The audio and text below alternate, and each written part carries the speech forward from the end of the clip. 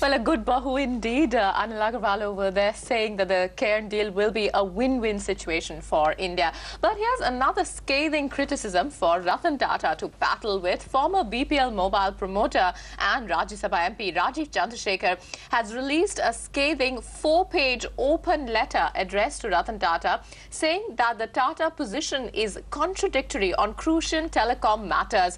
Siddharth Zarabi joins us with the details. Siddharth, interestingly, this letter also comes on a day when GSM companies like Bharti and Idea have come out criticizing CDMA operators. What's really going on? It's all guns blazing in the telecom sector at this point. Well, that's right, and in a sense it is deja vu back to the days of 2001 and 2003. But Rajiv Chandrasekhar's letter, interestingly, makes three major points against the Tatas. It's a 4-pager note released and made public today, signed today itself.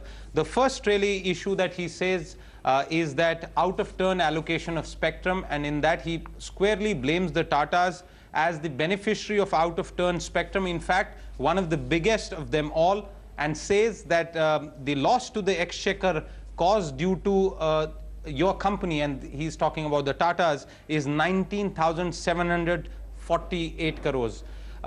The second point really that he's making is that the Tatas, according to the case that they have presented, is a case of arriving late, forming a new queue, jumping the priority and accusing others of getting priority on spectrum allocation. He then goes on to say that on the issue of hoarding of spectrum by incumbent operators, Rajiv Chandrasekhar says that I concur there is a need for old telcos as well as new to pay market rates for spectrum. I also completely agree that the subscriber link criteria is flawed. But then he says that the Tatas hold spectrum both for GSM and CDMA, and the average efficiency of the Tatas in using this spectrum is perhaps the lowest among the large operators, and that therefore the charge of holding spectrum applies equally to Tata Tele.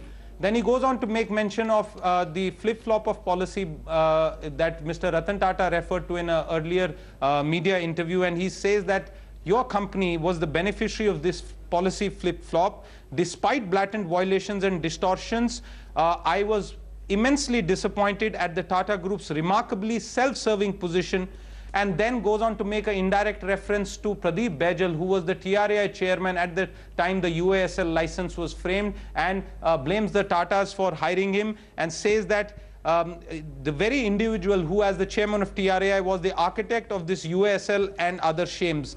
He then finally makes another rather scathing point, says that why does a group like the Tatas, with its sterling character and reputation, require outside lobbies to lobby on their behalf?